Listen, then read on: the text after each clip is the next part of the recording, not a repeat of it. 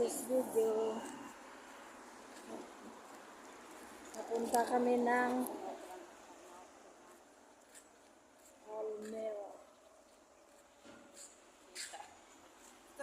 Sabi niya Ate Eileen. Ayan yung bus, oh.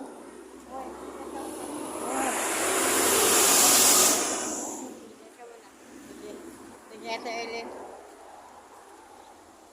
Parang ano,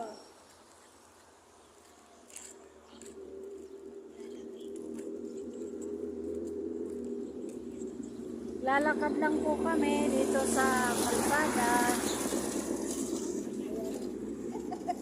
Ayan yung highway. Saglit lang po. Ate, sorry, ngayon ko lang nakita. Nasa labas kasi ako. Kasama si ate ko. Eh, ngayon ko lang nakita yung ano. Visit mo. Lagay mo. Ang lagay mo ba? Baka. Yan.